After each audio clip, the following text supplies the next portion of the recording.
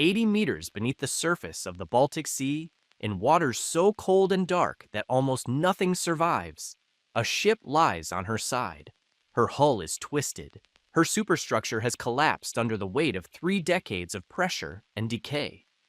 Silt has accumulated in the corridors where passengers once walked, where children once ran toward the arcade, where bartenders once poured drinks for travelers celebrating the simple pleasure of a journey between two nations finally reunited. The MS Estonia rests at coordinates 59-23 20 EE, roughly halfway between the country whose name she carried and the Swedish capital she never reached. For 30 years, she has remained largely undisturbed, protected by international treaty as a mass grave, her compartment still holding the remains of hundreds who never escaped. Occasionally, remotely operated vehicles descend to document her condition. Each expedition reveals something new. Each discovery raises questions that governments seem unwilling or unable to answer. In September 2020, a documentary crew filmed what appeared to be a 4-meter hole in the starboard side of the wreck, damage that had never been mentioned in any official report. The footage showed steel bent outward, as if struck by massive force from within. Experts could not agree on what caused it. Some suggested an explosion. Others proposed a collision with an underwater object. The governments of Estonia, Sweden, and Finland, countries that had spent decades insisting the investigation was closed, suddenly announced they would reopen it. This is the story of a ship that became a symbol of freedom for a nation emerging from Soviet occupation and then became a graveyard for 852 souls in less than an hour. It is a story of engineering failures, corporate negligence, Cold War secrets, and perhaps something darker still. It is a story that begins not with the ship herself, but with the world that made her necessary. If you find value in documentaries that explore the hidden histories behind disasters, consider subscribing. These stories take time to research and tell properly. For most of the 20th century, the Baltic Sea was a barrier as impenetrable as any wall. The Soviet Union controlled Estonia, Latvia, and Lithuania with the same iron grip it applied to Eastern Europe. Travel between the Baltic states and Scandinavia was restricted, surveilled, and for ordinary citizens, essentially impossible. Families separated by the 1940 Soviet occupation remained separated for 50 years. The sea that had once connected Nordic and Baltic cultures became a Cold War frontier. Sweden, neutral throughout the conflict, sat just across the water from occupied Estonia.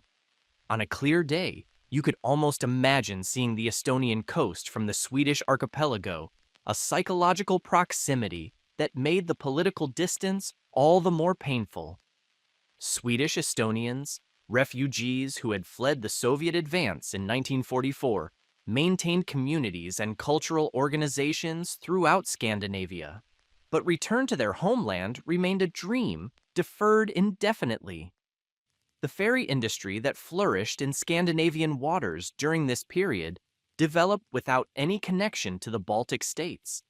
Viking Line, Silja Line, and other companies operated massive cruise ferries between Finland, Sweden, and the Åland Islands, creating a distinctive maritime culture built around tax-free shopping, onboard entertainment, and overnight voyages that felt more like floating parties than simple transportation.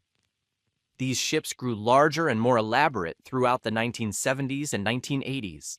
Their interiors designed to rival land-based hotels and casinos. The concept was simple but lucrative. Passengers boarded in the evening, enjoyed dinner, drinks, dancing, and duty-free shopping, slept in comfortable cabins, and arrived at their destination the following morning. The journey itself was the attraction.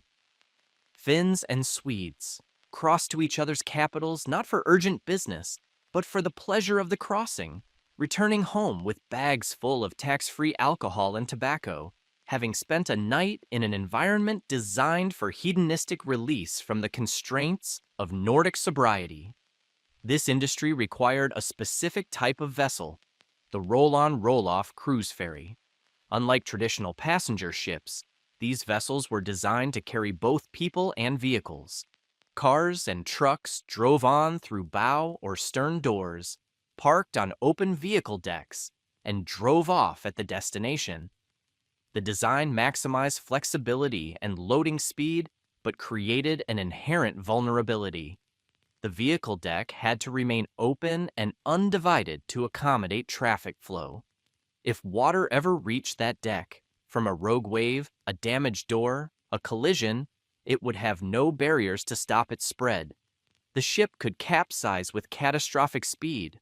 Naval architects understood this risk. The 1987 capsizing of the Herald of Free Enterprise outside the Belgian port of Zeebrugge, which killed 193 people after an improperly secured bow door allowed water onto the car deck, had demonstrated exactly how quickly a ro-ro ferry could be lost. The vessel had capsized in roughly 90 seconds, but the commercial success of the cruise ferry model was too valuable to abandon. Companies and regulators chose to address the vulnerability through maintenance protocols and crew training rather than fundamental redesign. Then, in 1991, everything changed. The Soviet Union collapsed. Estonia declared independence on August 20th of that year, while a military coup was underway in Moscow. Soviet tanks had rolled through the streets of Vilnius and Riga that January, killing protesters who opposed the crackdown. Estonians built barricades around their parliament building and waited, uncertain whether the same violence would come to Tallinn. It did not. The coup failed. The empire dissolved. The last Russian troops would not leave Estonian soil until August 1994, but the borders were opening. The Swedish shipping company Nordstrom and Thulin, which had been planning for this moment since the late 1980s, was ready. They had purchased a Danish ferry, renamed her Nord-Estonia, and launched service between Stockholm and Tallinn on June 16, 1990, more than a year before Estonian independence was formally declared. That first summer was euphoric. The ferry arrived in Tallinn to cheering crowds. Families reunited. Tourists flooded a city that had been sealed from the West for 50 years. The first Estonian Song Festival in half a century took place that summer. The first gathering where Estonians from across the country could meet friends and relatives from other parts of the country without approval from Moscow. On the morning of August 20th, 1991, the day Estonia formally declared its restored independence, the Nord-Estonia was the only ship to arrive at Tallinn port. Other vessels had stopped at foreign harbors, uncertain whether the Soviet military would close the port or seize arriving ships. The Nord-Estonia sailed in anyway. It was a statement of confidence in a nation being reborn. But the Nord-Estonia was a modest vessel, unsuited for the explosive growth the route demanded. As Estonia stabilized its independence and joined the world economy, passenger numbers surged.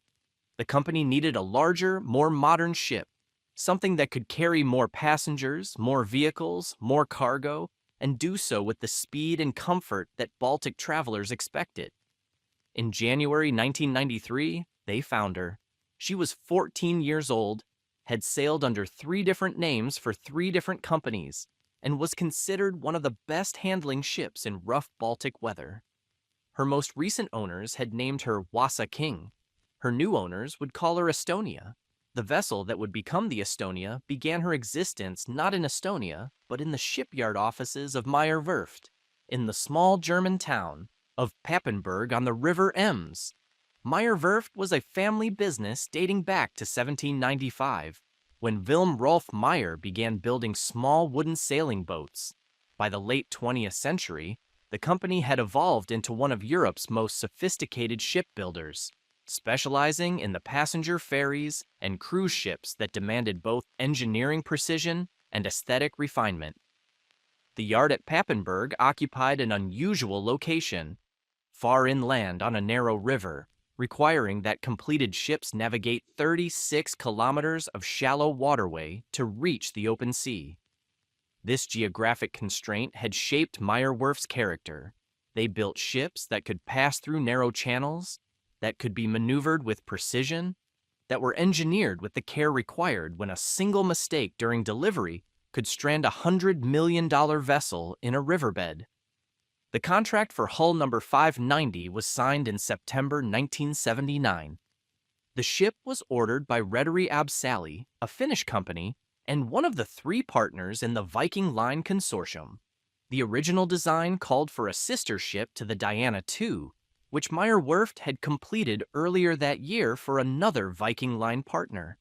But Sally's executives wanted something larger, something that would establish their dominance on the Turku-Stockholm route. The shipyard agreed to extend the hull from the original 137 meters to 155 meters, a substantial modification that required redesigning the entire superstructure. The result was a vessel that bore only a superficial resemblance to her supposed sister. She would be longer, carry more passengers, offer more elaborate entertainment facilities, and feature a distinctive rounded funnel that became her visual signature. Construction proceeded at remarkable speed, just 8.5 months from contract to delivery, an unusually short timeline that would later be scrutinized. Meyerwerf had built a reputation for efficiency, and the Finnish owners were eager to deploy their new flagship. The keel was laid, the hull assembled from prefabricated sections, the superstructure erected piece by piece. By June 1980, the ship was ready for delivery. She was christened Viking Sally and immediately put into service on the route between Turku, Finland, and Stockholm, Sweden, with a stop at Mariehamn in the Åland Islands. At 15,066 gross tons and 155 meters in length, she was the largest vessel on that route when she entered service. Her white hull bore the distinctive Viking Line livery, and her interiors reflected the maximalist aesthetic of late 1970s Scandinavian ferry design. The ship was built across 11 decks, numbered from 0 at the bottom to 10 at the top. Understanding this layout is essential to understanding what passengers experienced and what they faced when the ship began to sink. The lowest passenger deck was Deck 0, an unusual space for a ferry of that era. Here, passengers could escape the often dreary Baltic weather and find an indoor swimming pool, modest by cruise ship standards, perhaps 15 meters in length, but adequate for families with restless children or adults seeking exercise. Adjacent to the pool was a traditional Scandinavian sauna complex, complete with steam rooms and changing facilities. The sauna was not merely an amenity, but a cultural necessity for Finnish passengers, who considered it as essential as any restaurant or bar. Conference rooms on this deck served business travelers who needed meeting space during the overnight crossing. Deck 1 contained the most affordable passenger accommodations, inside cabins without windows, compact but functional. These rooms featured bunk beds stacked along the walls, a small wash basin, and minimal storage. They were designed for passengers who planned to spend most of the voyage elsewhere on the ship and needed only a place to sleep for a few hours. This deck also housed crew quarters, tucked away in sections passengers rarely saw. The vehicle decks occupied the center of the ship. Deck 2 was the main car deck, accessed through the bow visor that would later prove so consequential. This was a cavernous space, echoing with the sounds of engines and car doors, filled with the distinctive smell of diesel exhaust and sea salt. Vehicles drove in through the bow in Turku or Tallinn, parked in marked lanes, and remained secured for the crossing. Truck drivers often slept in their cabs rather than paying for cabins, though they had access to the passenger facilities above. Deck 3 provided additional vehicle capacity through a movable car platform that could be raised or lowered depending on the cargo mix. Above the vehicle decks, the ship transformed into something entirely different, a floating entertainment complex designed to make passengers forget they were at sea. Deck 4, the conference deck, was the lowest full passenger level. The central corridor ran the length of the ship, lined with cabin doors on both sides. Some cabins faced outward, their portholes offering views of the passing sea. Others were interior rooms, cheaper but entirely enclosed. Between the cabin sections, the deck housed meeting rooms for corporate groups, a cinema screening popular films throughout the voyage, and a nightclub where music pulsed late into the Baltic night. The nightclub featured a proper dance floor, professional lighting, and a bar serving drinks until the early hours. On busy crossings, the space filled with passengers seeking the particular release that comes from dancing on a ship moving through dark waters.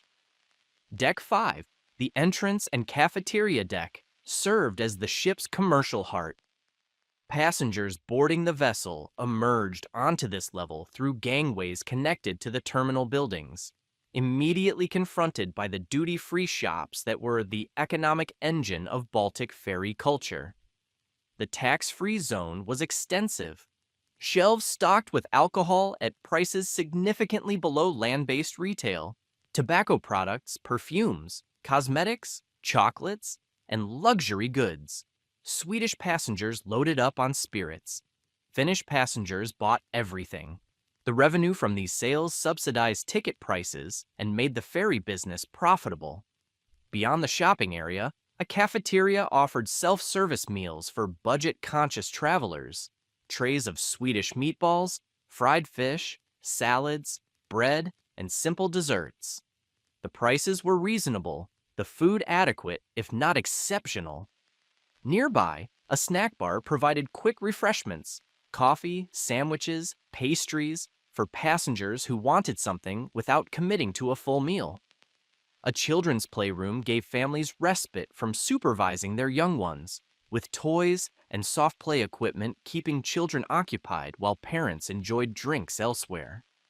A discotheque offered an alternative to the nightclub below for those who preferred dancing to drinking, or who simply wanted a different atmosphere. Deck 5 also contained Pub Admiral, one of the ship's most popular gathering places. This was a traditional Nordic pub, all dark wood and brass fixtures, serving beer and simple food to passengers who wanted conversation over music.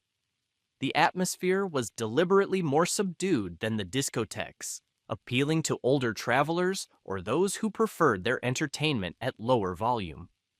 Windows along the outer wall offered views of the sea, though at night there was nothing to see but blackness and the occasional distant light of another ship.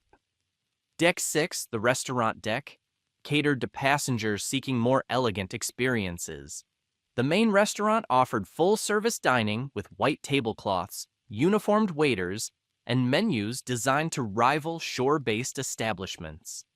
A smorgasbord, the traditional Swedish buffet, presented dozens of dishes: herring prepared multiple ways, smoked salmon, roast meats, warm casseroles, fresh vegetables, and elaborate desserts. Passengers paid a fixed price and ate as much as they wished, an arrangement that encouraged indulgence. The Baltic bar became one of the ship's signature spaces, a lounge area with comfortable seating, large windows facing the sea, and a stage for live entertainment.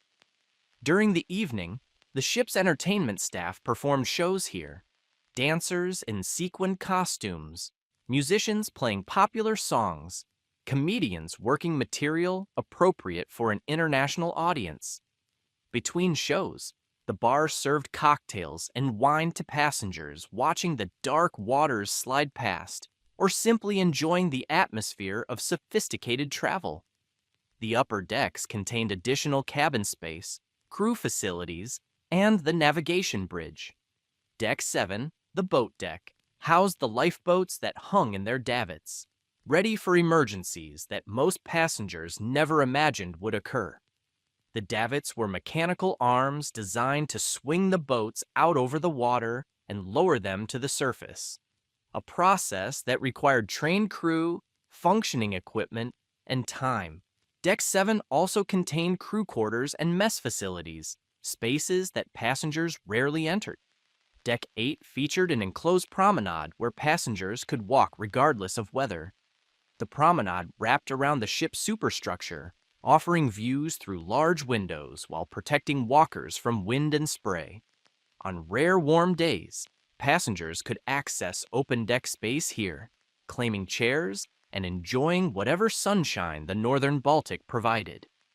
Deck 9 provided additional outdoor sun deck space, while Deck 10, the highest point of the superstructure, held the navigation bridge where officers monitored the ship's passage through some of the world's most challenging coastal waters. The bridge was equipped with radar, communications systems, engine controls, and the instruments necessary to navigate the complex archipelagos between Finland and Sweden. The bow construction, the element that would determine the ship's fate, followed a design common to ro-ro ferries of that generation. Instead of traditional bow doors that opened outward, the Viking Sally featured an upward opening visor.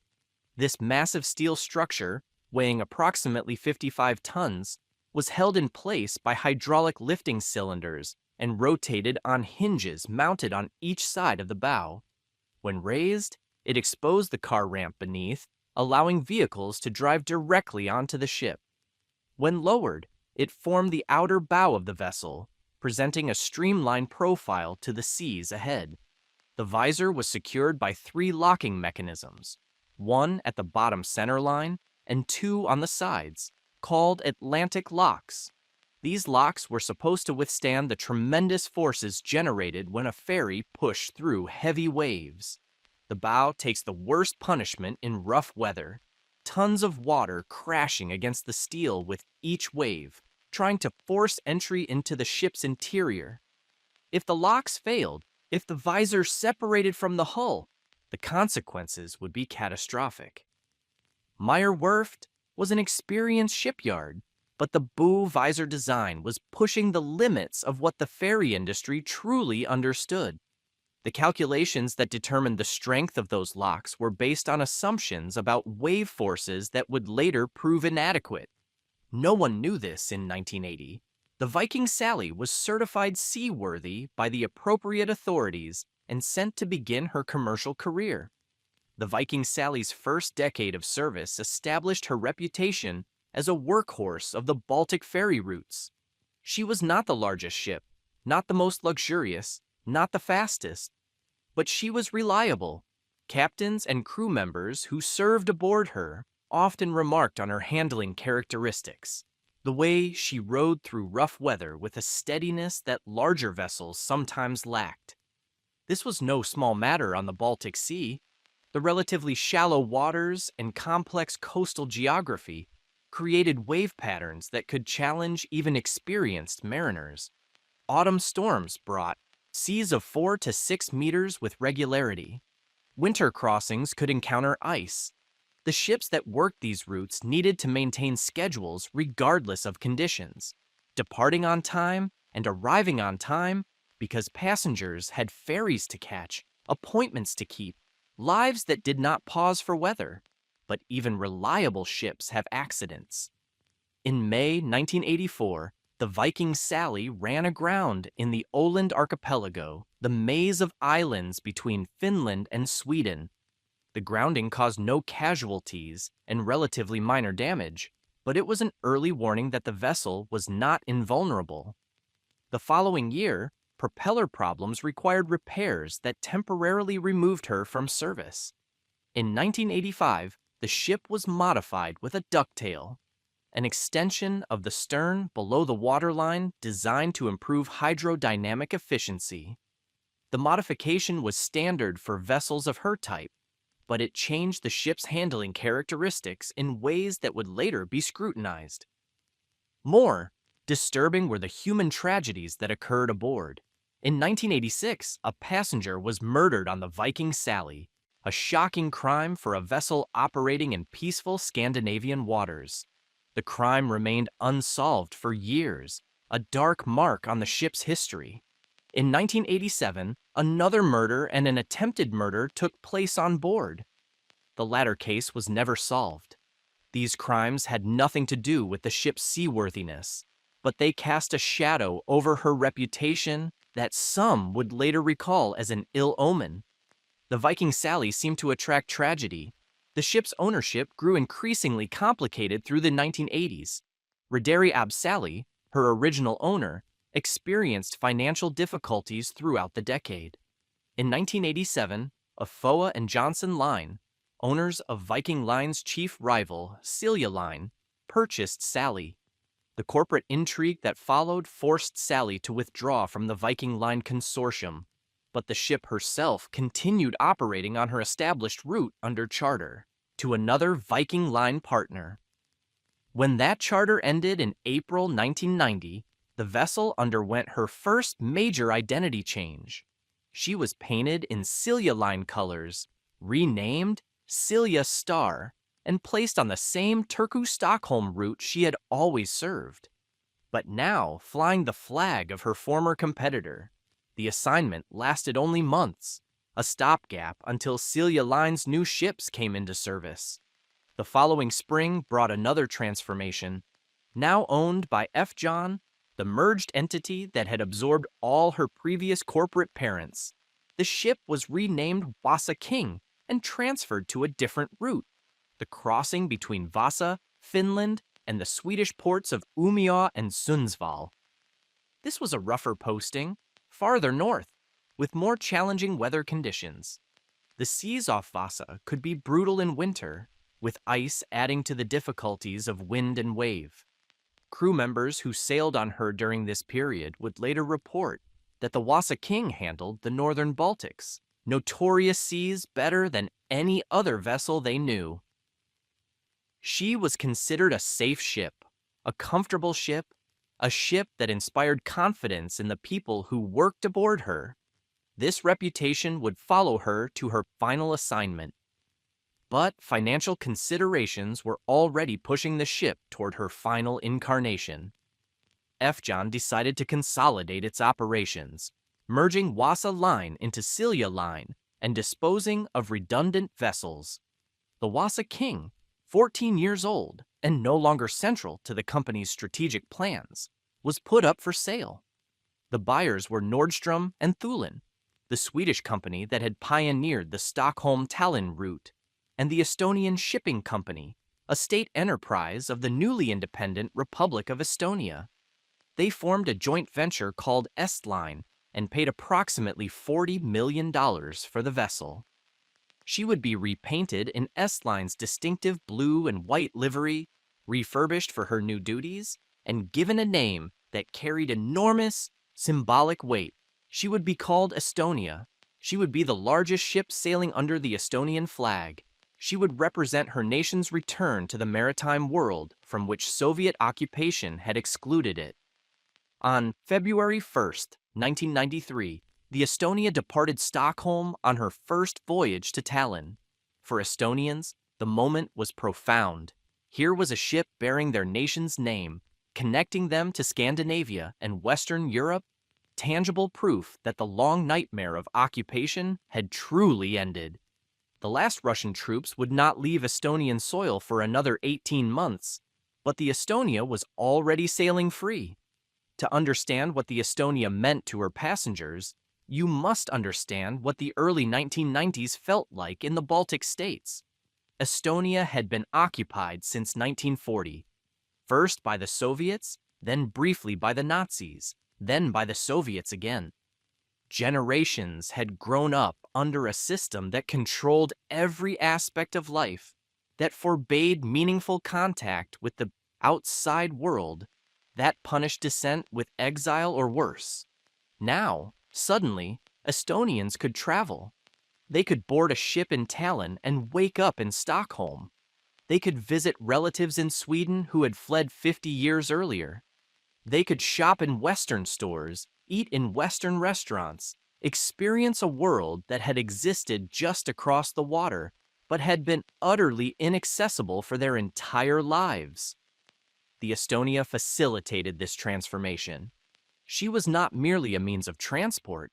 She was an experience, a threshold between the world Estonians were leaving behind and the world they were entering.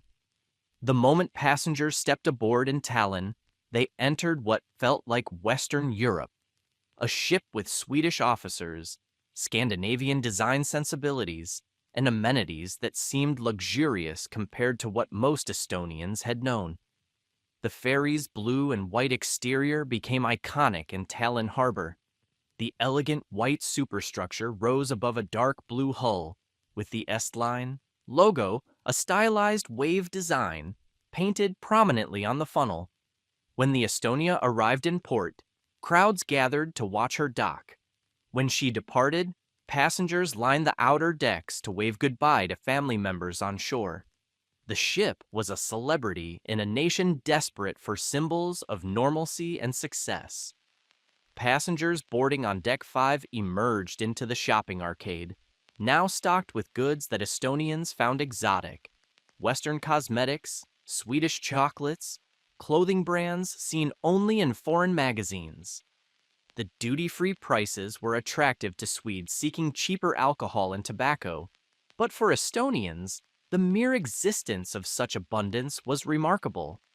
Many made their first purchases of Western consumer goods on the Estonia, carrying home treasures that would have been unimaginable under Soviet rule.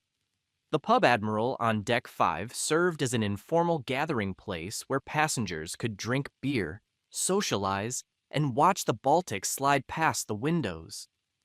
Swedish travelers found it simply a pleasant bar. For Estonians on their first voyage west, it was a glimpse of normalcy that their parents and grandparents had been denied. A place where you could order a drink without suspicion, speak freely without fear, enjoy yourself without wondering who might be watching. The Baltic bar on Deck 6 offered a more upscale atmosphere, with entertainment staff performing live shows during the evening hours. The ship employed dancers, musicians, and entertainers who worked to create the party atmosphere that Baltic ferry culture demanded. These performers became minor celebrities among regular passengers, their faces familiar from voyage after voyage. Anneli Conrad was one of those dancers, a young Estonian woman who performed night after night for passengers who came to drink, to dance, to celebrate the improbable freedom of crossing a sea that had been closed for 50 years. She knew the rhythms of the ship, which nights were busy, which passengers were regulars, which crew members would be on duty. The Estonia was her workplace, her community, her home away from home. Hella Modis worked as a bartender, serving drinks in the Baltic bar and other venues around the ship. She was Estonian, part of the local crew that staffed the vessel alongside Swedish and Finnish colleagues. The work was demanding: long shifts, heavy passenger loads, the constant motion of a ship at sea, but it paid well by Estonian standards and offered exposure to a wider world. On September the 27th, 1994, Helle learned she was pregnant. She would soon have to leave her job on the ship. Pregnant women were not permitted to work the ferry routes. But for now, she continued serving passengers their drinks, not knowing this would be her last voyage. The restaurants provided Swedish-style smorgasbord dining, all-you-can-eat buffets loaded with fish, meat, salads, and desserts. For passengers from a country where food variety had been limited by Soviet distribution systems, the sight of such abundance was emotionally overwhelming. Some visitors later described their first ferry crossing as a kind of sensory shock, an introduction to a world of plenty they had only imagined. The cabins ranged from basic to comfortable, depending on the fare paid. Deck 1 housed the cheapest accommodations, inside cabins without windows, functional beds for passengers who planned to spend most of the voyage in the bars and restaurants anyway. Higher decks offered outside cabins with views of the sea, slightly larger spaces, private facilities. None were luxurious by cruise ship standards, but all were adequate for a 14-hour overnight crossing. The sauna and swimming pool complex on Deck 0 was a particularly Scandinavian touch. The pool was small.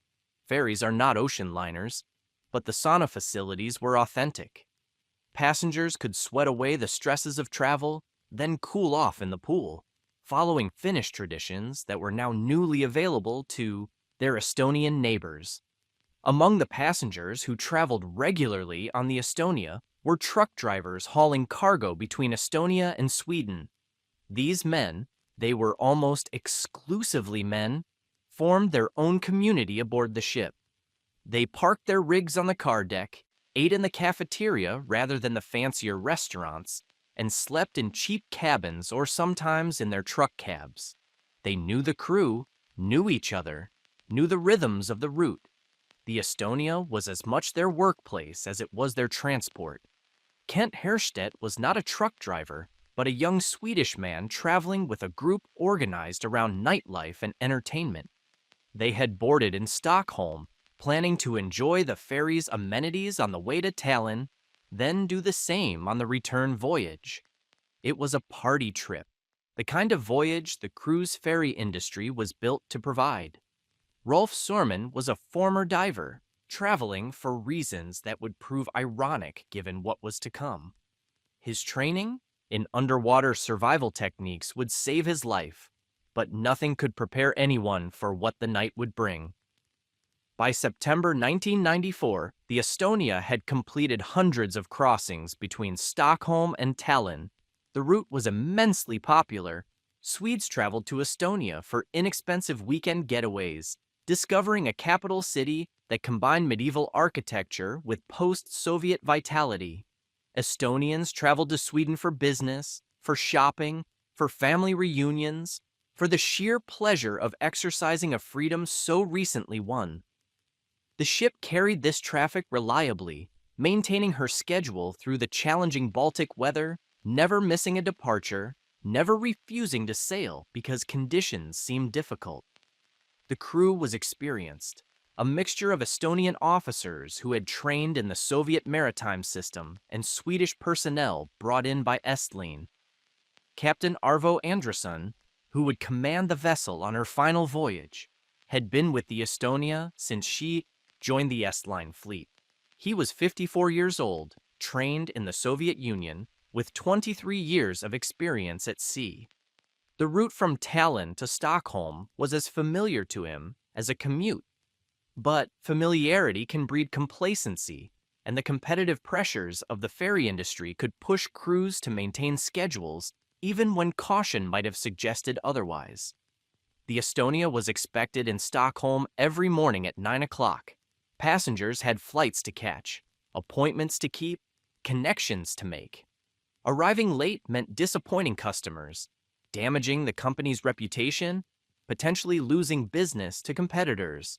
The commercial incentive to keep moving, to push through whatever weather the Baltic delivered, was constant and powerful. The bow visor that would prove fatal to the Estonia had been showing signs of stress for years before the disaster. Understanding why requires understanding how such structures are supposed to work, and how the gap between design, assumptions, and real-world conditions can prove deadly. When a ship moves forward through waves, the bow takes repeated impacts from the water.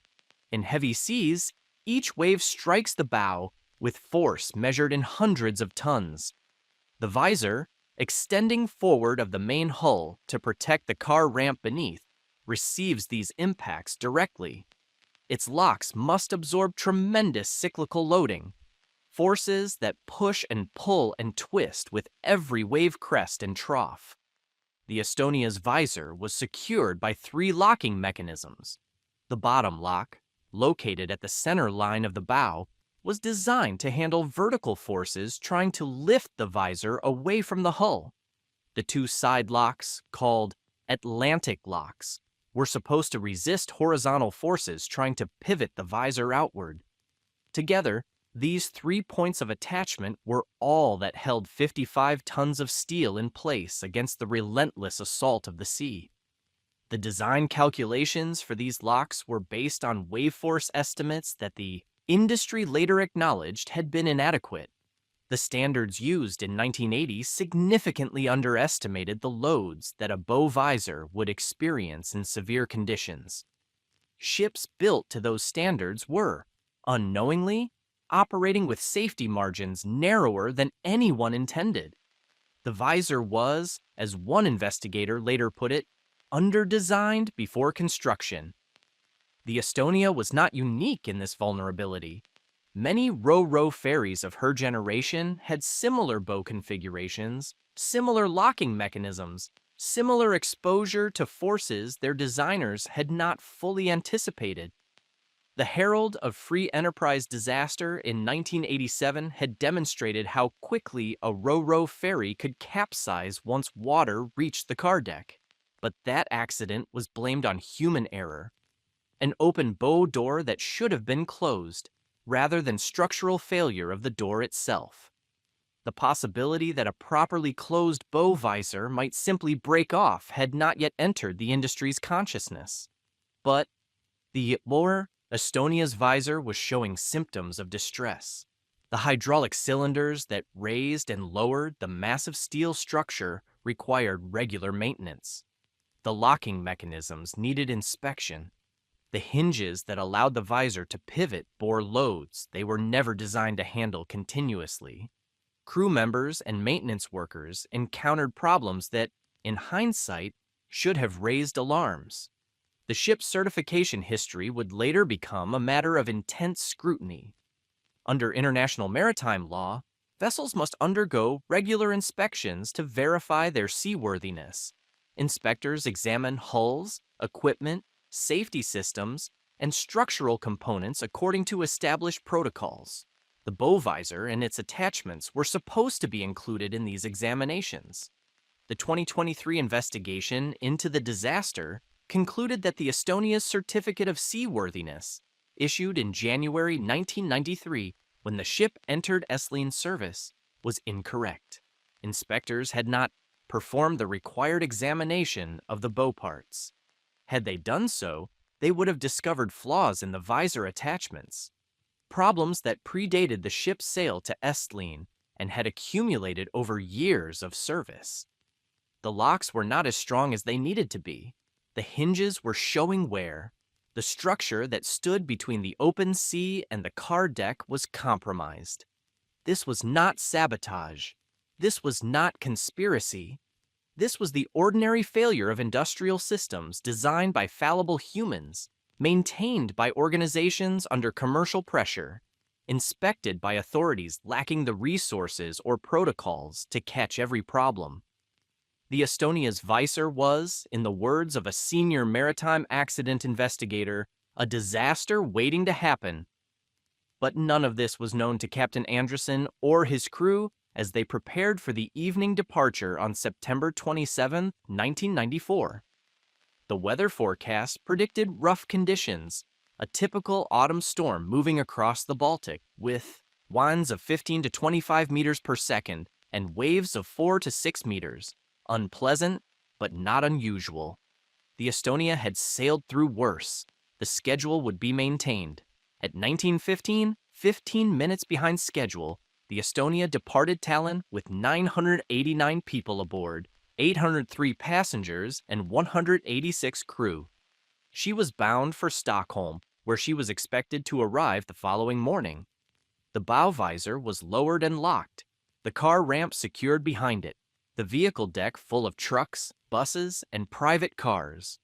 The passengers settled into the routines of an overnight crossing, dinner in the restaurants, drinks in the bars, shows in the entertainment venues, sleep in the cabins.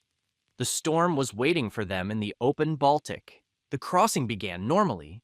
Passengers who would later become survivors recalled an ordinary evening, perhaps rougher than some, but nothing that suggested danger. The Estonia pushed westward through building seas, her bow rising and falling with each wave, the motion familiar to anyone who had made the crossing before. The ship moved through the Stockholm archipelago and into open water, where the waves grew larger and the motion more pronounced. By late evening, the storm had intensified. Winds howled across the Baltic at speeds reaching the upper end of the forecast range. Waves built to 4, 5, 6 meters, walls of dark water that lifted the bow and then dropped it into the troughs beyond. The ship shuddered with each impact. By late evening, many passengers had retired to their cabins. The weather was uncomfortable enough that seasickness was common, and the movement of the ship made walking the corridors an effort. But the bars remained open, and those with stronger stomachs continued to enjoy the ferry's entertainments. The Baltic bar on Deck 6 was still serving drinks. The dancers had finished their final show and were heading to their own accommodations. Kent Herstedt was still awake, still with his group of friends, still determined to enjoy the voyage despite the weather. The movement of the ship was making him uncomfortable, but he had not yet surrendered to seasickness. Even the most enthusiastic partiers were having trouble keeping their footing on the dance floor. Around midnight, the storm reached its peak intensity. Captain Isa Mekala of the Silja Europa, who was sailing the same waters that night and would later be appointed on-scene commander for the rescue effort, would describe the weather as normally bad, a typical autumn storm in the Baltic, challenging but not extreme. The Estonia's crew had no reason to believe this crossing was different from the hundreds that had preceded it. Hella Mattis finished her shift in the Baltic bar and went to bed, thinking about the pregnancy she had just discovered and the changes it would bring to her life. Annelie Conrad, the dancer, made her way to her cabin after joking with her fellow performers about the difficulty of dancing on a ship that wouldn't hold still. Around 00:53, she went down to Deck 2, the car deck level, and heard something that disturbed her. Car alarms were going off. She raced back to her cabin and went to bed, unsettled but not yet alarmed. On the bridge, Captain Anderson had command. The ship was making good progress despite the conditions, maintaining close to her scheduled speed of approximately 15 knots. The weather was challenging, but not extreme. The crew had no reason to believe anything was wrong, but below the waterline, forces were building that the crew could not see or measure. Each wave that struck the bow transferred energy into the visor structure. The locks that held the visor in place were absorbing loads that exceeded their design limits. Metal that had been stressed through 14 years of service was fatiguing. Microscopic cracks propagating through steel that had once been sound. The ship's speed drove her harder into each wave, maximizing the impact forces on a structure that was already failing. At approximately 0.5 on September the 28th, passengers throughout the ship heard a loud metallic bang from the forward end of the vessel. The sound was distinctive, not the normal noise of a ship in heavy weather, but something sharper, more alarming. Some passengers reported hearing 2 bangs in rapid succession. The sound was the bottom lock of the visor beginning to fail. On the bridge, the sound was noted. A watchman was sent to investigate the bow area, but the inspection revealed nothing obviously wrong. The deck was dark and wet from spray, conditions that made thorough examination impossible. The watchman reported back that everything appeared normal. At approximately 00:57, Captain Anderson retired from the bridge, transferring command to his second officer. This was normal procedure for an overnight crossing. The captain could not remain on duty for the entire voyage and typically slept during the early morning hours when passenger activity was minimal. Anderson had no reason to believe this night required his continuous presence, but everything was not normal. The locks securing the bow visor were failing. The bottom lock may have broken first, or the Atlantic locks may have given way simultaneously. The exact sequence would be debated for decades. What matters is that the visor, designed to be an integral part of the ship's bow, was coming loose. For the next 20 minutes, the visor remained partially attached, banging against the hull with each wave, the sounds audible to passengers throughout the forward sections of the ship. Some would later report hearing continuous metallic noises after the initial bang, sounds they attributed to the rough weather rather than to a ship coming apart.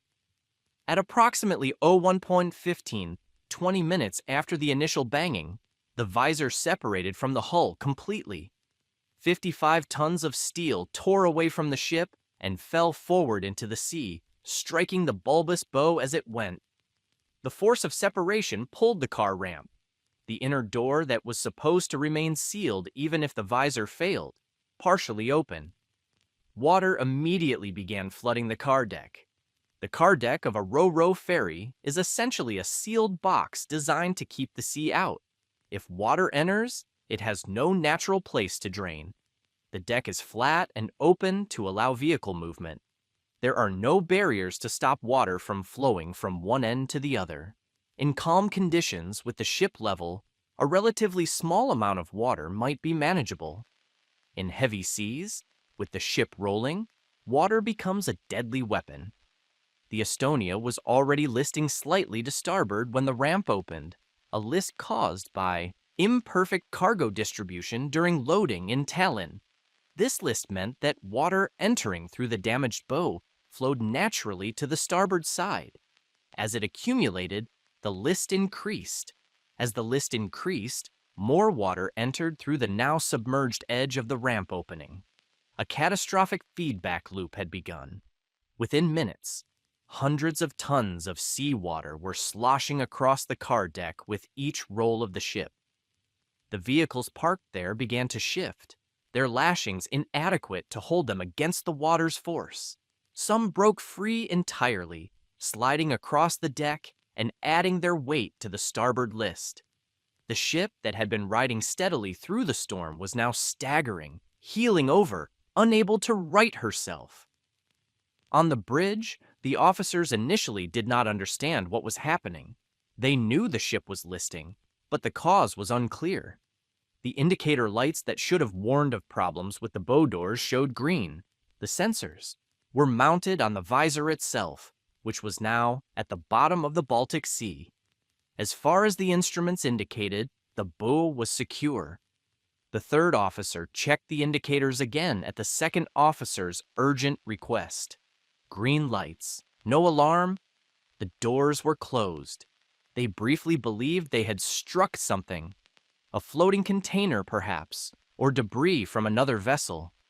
It seemed the only explanation for the ship's sudden distress. The second officer ordered the chief engineer to pump ballast water to the port side to counteract the list. The engineer, Margus Kadek, went to comply. He found that the port ballast tanks were already full. There was no additional capacity. There was nothing more he could do. Captain Andreshin, who had retired to his cabin around 011, was notified of the list and struggled back to the bridge. The ship was now heeling so severely that walking was nearly impossible. He immediately recognized that something was seriously wrong, but the ship was already listing so heavily that meaningful action was becoming impossible. At 1:20, approximately 5 minutes after the visor separated, a female crew member's voice came over the public address system.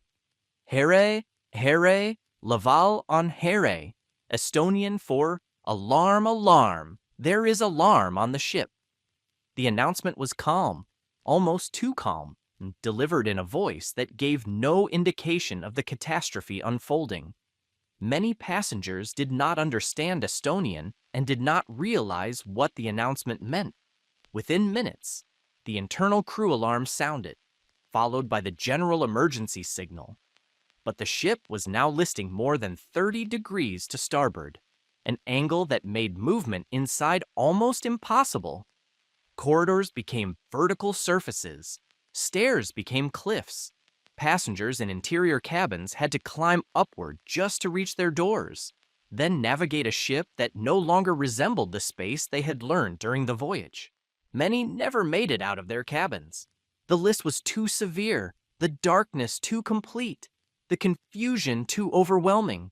Families with children had almost no chance. A parent trying to carry a child through a corridor tilted at 45 degrees, fighting crowds of other desperate passengers, was fighting impossible odds.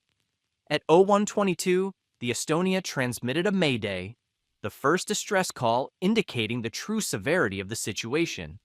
But the message was garbled, did not follow international formats, and was initially delivered in Finnish rather than English. The exact position of the ship was unclear.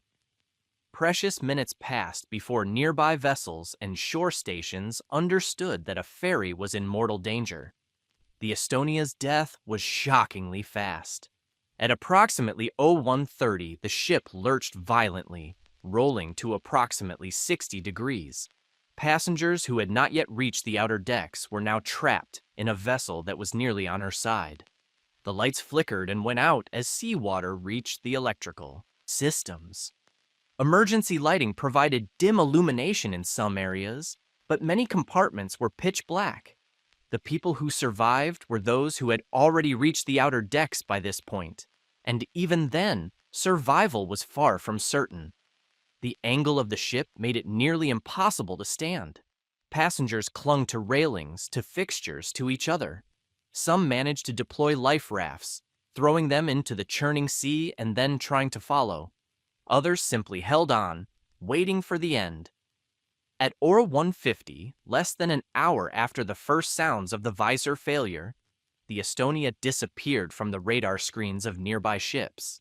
She had capsized completely and was sinking by the bow, her stern rising briefly toward the stormy sky before sliding beneath the waves.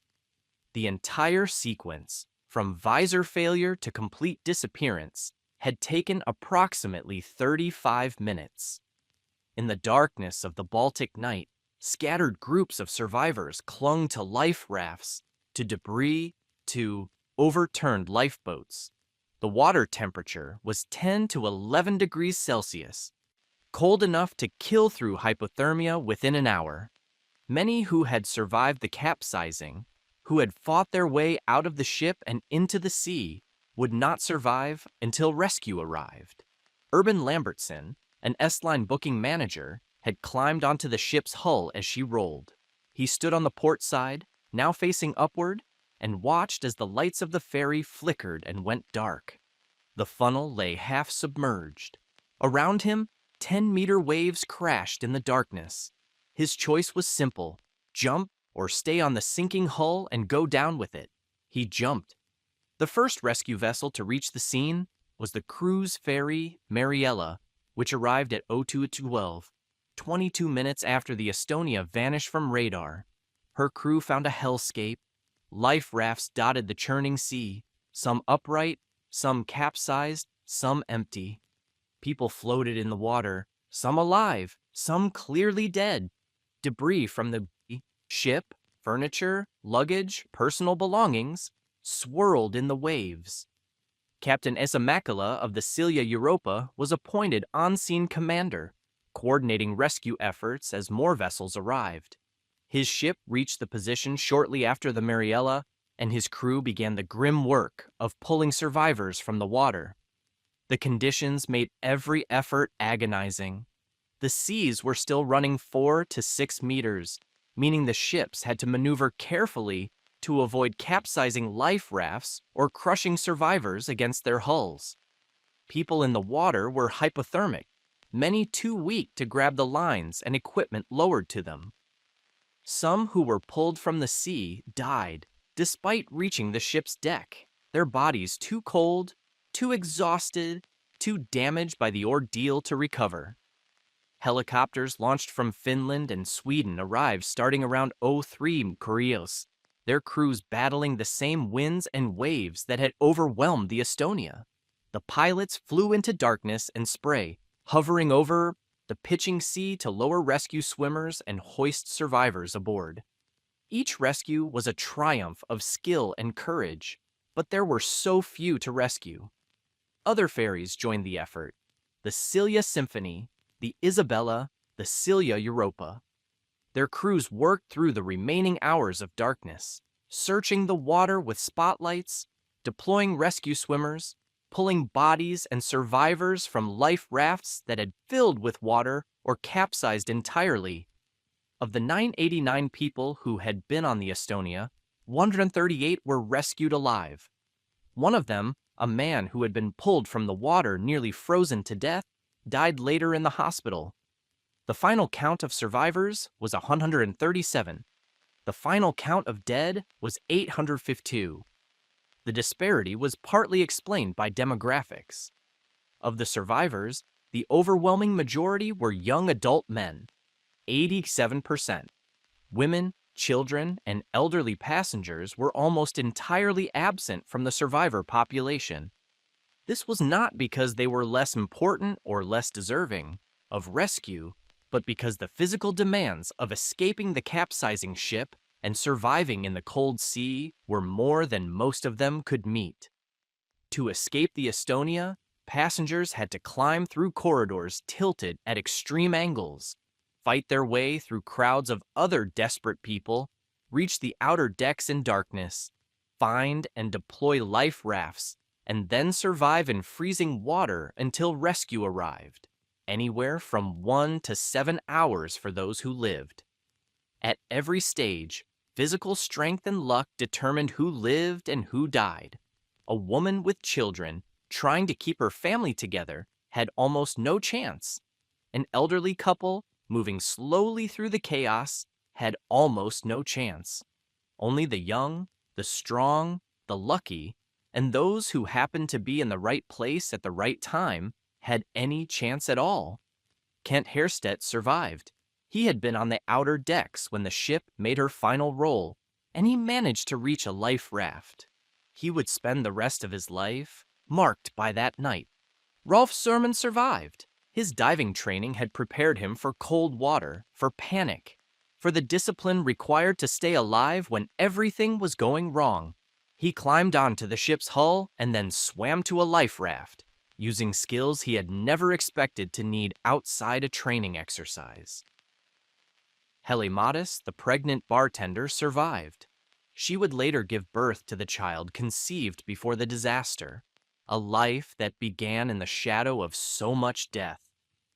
Annelie Conrad, the dancer, did not survive. Neither did Captain Andressen, nor most of the crew, nor the hundreds of passengers who never made it out of their cabins. Many who reached the outer decks were swept away when the ship made her final roll. The angle was too extreme to maintain any grip. People fell into the sea, some striking the ship's hull or superstructure, some simply vanishing into the cold, dark water. Even those who made it into life rafts were not safe. The rafts were designed for calmer conditions, and in the steep Baltic waves, some capsized, dumping their occupants back into the sea. The survivors who reached Stockholm and Helsinki in the following hours told stories of absolute horror. Rolf Surman, reflecting on the tragedy, later said that Sweden was so small that basically everyone knew someone who drowned. The country's population was only 9 million, and 501 of its citizens had died in a single night. The passenger list was broad enough that the disaster touched every community, every social circle, every family. For Estonia, the impact was even more profound. In a nation of only 1.5 million people, 285 citizens had died on the Estonia. Everyone knew someone who was lost.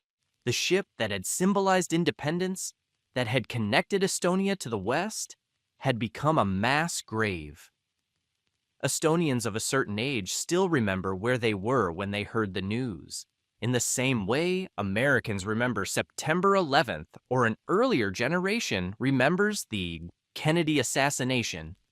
Mart Luik, an Estonian who survived the disaster, was quoted saying, "I think all Estonians of a certain age remember where they were when they heard about the Estonia." The Christian Science Monitor observed that the disaster struck across their entire populaces of Estonia and Sweden due to the small size of each country. James Montague of Delayed Gratification wrote that the sinking had an effect on those countries' societies similar to one that the September 11th attacks had on the United States. The Swedish Prime Minister, Carl Bildt, made an announcement the day of the disaster promising that no effort would be spared to recover the bodies from the wreck.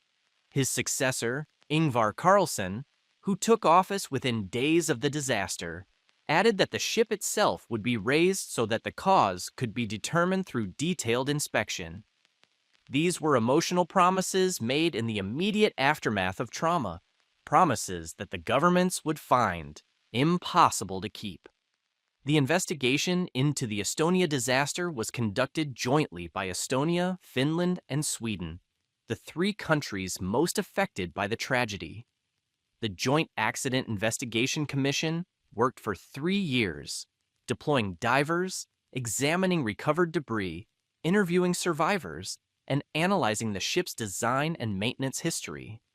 Their final report, published in 1997, concluded that the bow visor had failed due to inadequate locking mechanisms stressed beyond their design limits by the heavy seas. The visor separation had pulled open the car ramp, allowing water to flood the vehicle deck and capsize the ship. The report was thorough, running to hundreds of pages with technical appendices detailing the engineering analysis. It criticized the ship's design, noting that the visor locks had been calculated using wave force estimates that significantly underestimated real-world conditions. It criticized the maintenance protocols, identifying wear and damage that had accumulated over 14 years of service. It criticized the certification process, pointing to inspections that had missed obvious defects. And it criticized the crew's response to the emergency, noting their failure to reduce speed when they heard the initial banging sounds, their delay in sounding the alarm, and their inability to provide effective guidance to passengers once the crisis became apparent. The report made recommendations for improved safety standards that were subsequently adopted by the international maritime community. Stronger bow doors, better monitoring systems, more rigorous inspection requirements. The SOLAS 90 standard, which came into effect in 2010, specified new stability requirements for passenger ships, including the ability to survive 50 centimeters of water on the car deck. These changes made the specific failure mode that killed the Estonia far less likely to recur. But the report did not answer every question, and the questions it left unresolved would fuel decades of conspiracy theories and renewed investigation. Why did the ship sink so quickly? Ro-ro ferries had capsized before, but the speed of the Estonia's loss, barely 35 minutes from first alarm to final disappearance, seemed almost impossibly fast. Critics argued that even with a flooded car deck, the ship should have remained afloat longer, giving more passengers time to escape. Some suggested that there must have been additional damage, additional flooding, additional factors that the official investigation had not identified or had chosen not to reveal. Why was the visor removed so quickly after the disaster? Within weeks of the sinking, Swedish authorities dispatched divers to locate and retrieve the bow visor from the seabed. They accomplished this task with remarkable efficiency, raising the visor and bringing it to shore for examination. But the speed of the operation and the fact that it occurred before families of the dead could be consulted raised suspicions. Critics suggested that the visor was retrieved not to facilitate investigation, but to remove evidence of something the authorities wanted to hide. The visor is now stored at the Swedish Maritime Museum, available for examination, but the questions about its rapid retrieval have never been fully answered. Why were the bodies not recovered? The initial promises to raise the dead and return them to their families were quietly abandoned within months of the disaster. The Swedish government, citing practical difficulties and the recommendations of an ethics committee, proposed instead to seal the wreck in place as a permanent grave. The Estonia Agreement of 1995, signed by Sweden, Finland, Estonia, Latvia, Poland, Denmark, Russia, and the United Kingdom, declared the wreck site protected and prohibited any diving or interference. Citizens of signatory nations could face prosecution for approaching the wreck. Families who demanded the return of their loved ones were told that the operation was too complex, too expensive and ethically problematic.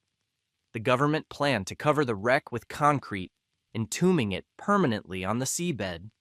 Thousands of tons of pebbles were dropped on the site as a preliminary step, but public protests halted the concrete plan, and the wreck was left exposed, protected by law, but not physically sealed. What was the ship carrying? In 2004, a retired Swedish customs officer appeared on Swedish television and claimed that shortly before the disaster, the Estonia had been used to transport secret military equipment from Estonia to Sweden. The equipment, he said, consisted of components recovered from Russian military systems, material that Swedish intelligence was smuggling out of the Baltic states as the Russian military withdrew. The revelations prompted official investigations that confirmed military equipment had indeed been transported on the Estonia on at least 2 occasions in September 1994, on September 14th and September 20th. The Swedish government classified the contents of those shipments for 70 years.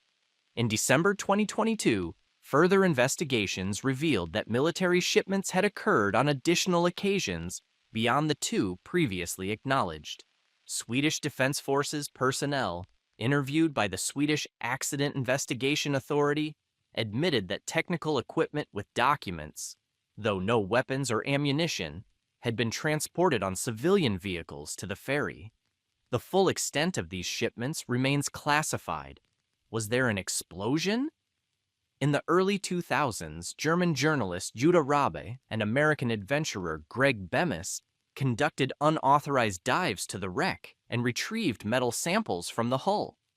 Laboratory analysis of these samples, they claimed, showed evidence of explosive residue, suggesting that the ship had been attacked rather than simply failing in heavy seas. The official investigation dismissed these claims, pointing to German laboratory results from the Federal Institute for Materials Research and Testing that found no evidence of explosion.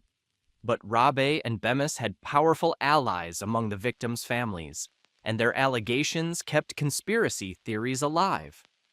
Rabe's investigations were turned into the motion picture Baltic Storm, which portrayed the Russian Secret Service as responsible for the sinking. The alternative explanations varied wildly. Some suggested the Estonia had been torpedoed by a Russian submarine to prevent the extraction of sensitive military technology. Others proposed that the ship had struck a floating mine or been sabotaged by a bomb placed by unknown actors. Still others argued that the bow visor had been deliberately removed after the sinking to conceal evidence of damage from a collision with a submarine or other underwater object. None of these theories ever achieved credible documentation. The official explanation, visor failure leading to car deck flooding, leading to capsizing, remained the consensus view of maritime safety experts. But the questions persisted because the official investigation had been conducted with an urgency and opacity that invited suspicion, and because the governments involved had been so quick to seal the wreck, restrict access, and classify related documents. The Estonia became a permanent feature of Baltic conspiracy culture, invoked whenever governments seemed to be hiding something, referenced whenever official explanations seemed inadequate to the scale of a tragedy. For 30 years, the wreck lay undisturbed, protected by international agreement, slowly decaying in the cold, dark water while the questions about her death remained unanswered. Then, in September 2020, exactly 26 years after the disaster, a Swedish documentary premiered that reignited every dormant question about the Estonia. The film, Estonia, The Discovery That Changes Everything, was produced by journalist Henrik Evertsson and broadcast on Discovery Networks and Swedish television. Evertsson's crew had done something no previous investigators had accomplished. They had obtained detailed underwater footage of the wreck using modern remotely operated vehicles equipped with high-definition cameras and advanced lighting systems. The technology had advanced dramatically since the 1990s investigation, when equipment was more primitive and the urgency to seal the site had limited the documentation. The filming was legally controversial. Sweden had signed the Estonia Agreement, meaning Swedish citizens were prohibited from approaching the wreck. Evertsson circumvented this by chartering a German-flagged vessel. Germany had not signed the agreement, and conducting operations in international waters. The legality was questionable, but the footage was extraordinary. What the footage revealed was startling. On the starboard side of the hull, roughly at the waterline, there appeared to be a hole approximately 4 meters high and 1.2 meters wide. The steel around this aperture was bent outward, as if something had pushed from inside the ship rather than entering from outside. This damage had never been mentioned in the official report. Indeed, its existence had apparently never been documented. The footage, released by Swedish radio, showed pieces of the Estonia's steel structure bent distinctly outward from the hole. The images were immediately circulated across Scandinavian media, prompting shock and outrage in Estonia, Sweden, and Finland. Marine engineering experts interviewed for the documentary offered conflicting interpretations. Some suggested the damage could have occurred during the sinking itself, the ship striking the seabed, debris impacting the hull during descent.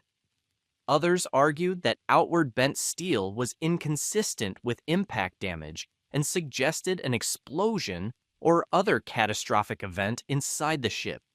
Professor Jørgen Amdahl of the Norwegian University of Science and Technology stated that it was not ruled out that the damage had played a role in the sinking. The documentary prompted immediate reaction from the 3 governments responsible for the Estonia's memory. The Estonian Prime Minister, Jüri Ratas, and Foreign Minister, Urmas Reinsalu, flew to Helsinki and Stockholm to meet with their counterparts. A joint statement announced that a new technical investigation would be conducted to evaluate the significance of the newly documented damage. Evertsson and his camera operator, Linus Andersson, were prosecuted in Swedish courts for violating a burial site under the Estonia Act. In February 2021, the Gothenburg District Court acquitted them, ruling that since the diving happened on a German ship in international waters, Swedish law did not apply. However, following a retrial in September 2022, the filmmakers were found guilty and fined. The European Federation of Journalists had condemned the prosecution as a threat to press freedom. The new official investigation proceeded over the following years with an intensity that the original inquiry had lacked. In July 2021, the Estonian icebreaker EVA 316 and the Swedish research vessel Electra launched a new inspection of the shipwreck. Modern technology allowed for comprehensive documentation of the wreck's condition, photogrammetric surveys creating detailed 3-dimensional models, laser scanning measuring every deformation and fracture. The preliminary findings, released in June 2022, revealed that the damage on the starboard side was considerably greater than previously estimated. The visible damage extended approximately 40 meters along the ship's length, with deformations, through holes, cracks, and inward bent outer cladding. Because the damage continued under the portion of the hull resting on the seabed, investigators could not determine the full extent. In July 2023, authorities retrieved the car ramp from the wreck, bringing a critical piece of evidence to the surface for examination after nearly 3 decades. The ramp, which should have remained sealed even if the visor failed, could now be analyzed to determine exactly how and when it had opened. The January 2023 intermediate report from the Swedish Accident Investigation Authority confirmed what many had suspected. The ship had not been seaworthy when she set sail on her final voyage. The visor had structural defects dating from before the S-line purchase, defects that proper inspection should have identified. The certificate of seaworthiness was incorrect because required inspections had not been performed. The locking mechanisms were inadequate for the forces they were required to withstand. Regarding the mysterious hole, investigators concluded that there was no indication of a collision with a vessel or a floating object. Neither was there indication of an explosion in the bow area. The damage, they argued, had most likely been caused by contact with the seabed as the ship sank and settled. A possible explanation for such damage could be a contact with an underwater object such as a seabed rock, the report stated.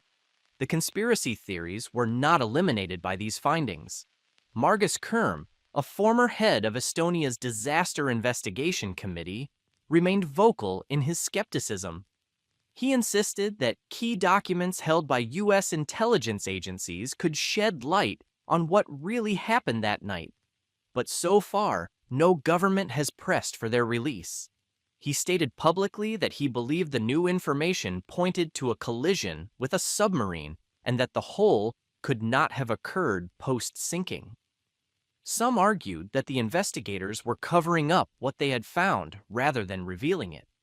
Others pointed out that the investigation had been conducted by the same governments accused of concealing information for 3 decades.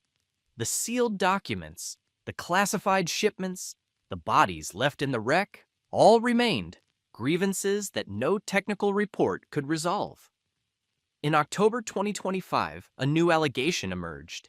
German journalists from WDR, NDR, and Süddeutsche Zeitung, working with international partners, reported evidence suggesting that Russia may have used the Estonia wreck as a location for covert underwater operations.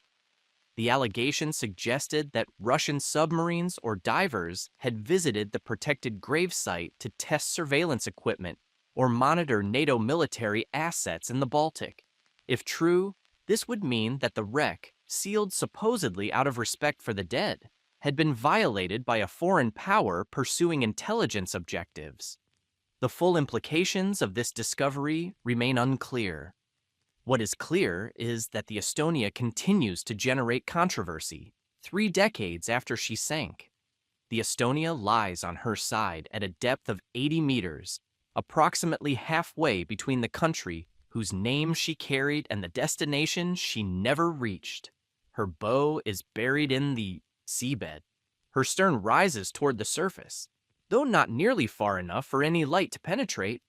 The compartments where 852 people died remain sealed, their contents slowly decaying in water too cold and too dark for most marine life.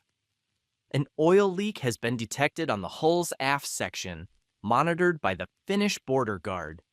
The ship continues to deteriorate, the environment around her slowly changing as she releases the substances she once contained. In time, she will collapse entirely, her structure unable to withstand the decades of pressure and corrosion. The bodies within will become indistinguishable from the debris surrounding them. She has become, in death, something she never was in life. A monument, the memorials erected in Tallinn and Stockholm, draw visitors who want to remember, to understand, to pay respects to people they may never have known, but who died in a moment of collective trauma that touched entire nations. In Tallinn, near the harbor where the Estonia once docked, a memorial called Broken Line features a curved steel wall with the names of all 852 victims. The design evokes a wave frozen in metal, a reminder of the sea that claimed so many. Nearby, a sculpture of a hand reaches upward from the waterfront, fingers grasping toward a rescue that never came. In Stockholm, at Gallarvarvet, another memorial lists the names of the dead. Swedish relatives gather there on anniversaries, marking September 28th with flowers and silence. The grief has not faded, even after 30 years. Parents who lost children, children who lost parents, friends who lost friends.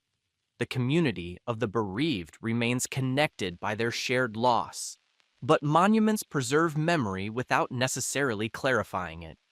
The Estonia's legacy is a mixture of grief, anger, and unresolved questions that 30 years have not settled. The official explanation, visor failure, car deck flooding, rapid capsizing, is probably correct in its essential details. The ship's bow was inadequately designed, improperly inspected, stressed beyond its limits by a routine storm. The crew's response was too slow, too confused, too hampered by failing systems to save more than a fraction of those aboard. Yet, the manner in which governments handled the aftermath, the rushed retrieval of the visor, the abandonment of recovery operations, the sealing of the wreck, the classification of documents, created an atmosphere of suspicion that persists regardless of technical findings. When authorities act as if they have something to hide, people assume they do. When families are denied the return of their loved ones, they search for explanations beyond budgetary constraints and engineering difficulties. Dr. Andries Önnerfors, an expert on radicalization, disinformation, and conspiracy theories at Linnaeus University in Sweden, has studied the Estonia case extensively. He identifies two major narratives among skeptics. One holds that the ship sank by accident, but that a cover-up concealed something on the ferry that the public, or particularly Russia, should not know about, such as military equipment. The other involves a blast caused by a bomb, torpedo, or onboard explosive that made a hole in the hull, explaining the speed of the sinking. What many theories have in common, he observes, is a narrative of a corrupt Swedish government plotting against its own population. The Estonia's sinking changed ferry safety regulations worldwide. The bow visors that now secure ro-ro ferries are far stronger than those of her generation. Inspection protocols are more rigorous. Monitoring systems are more sophisticated. The specific chain of failures that killed 852 people is far less likely to recur because the industry learned from what went wrong. But the human failures, the corporate pressure to maintain schedules, the regulatory systems that failed to catch obvious defects, the institutional reluctance to acknowledge responsibility, those continue. Every ferry that sails the Baltic tonight carries passengers who trust that the ship is sound, the crew is competent, the systems will work when needed. That trust is usually justified. Ships complete thousands of crossings without incident, bringing their passengers safely from one port to another. The Estonia made hundreds of safe crossings before the night she didn't. The people aboard her on September 27, 1994, had no particular reason to believe this voyage would be different from any other. They boarded in Tallinn, expecting to wake up in Stockholm. They browsed the duty-free shops, ate dinner in the restaurants, had drinks in the bars, watched the evening's entertainment. Some stayed up late, enjoying the ferry's nightlife. Others retired early, seasick or simply tired. By midnight, most were asleep. By Owansung, their world began to collapse. By Otuaj, 852 of them were dead. The Estonia matters because she reminds us that the systems we depend upon are imperfect, designed by fallible humans, maintained by organizations under pressure, inspected by authorities without the resources to catch every problem. She matters because she demonstrates how quickly normal becomes catastrophic when multiple failures align. She matters because 852 people, whose lives were as rich and complicated and meaningful as any lives, ended in darkness and cold water on a night when they expected nothing more dramatic than a ferry crossing.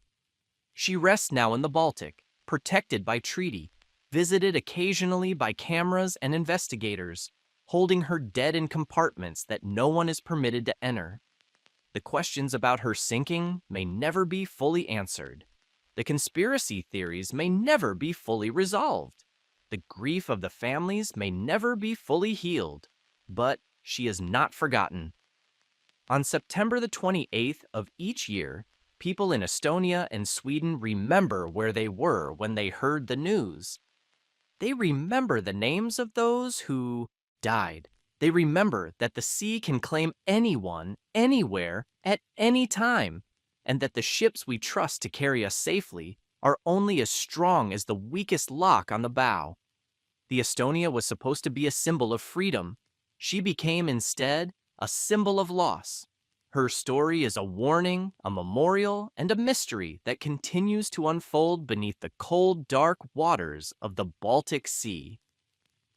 This documentary was researched using historical records, official investigation reports, survivor testimonies, and journalistic investigations spanning 30 years.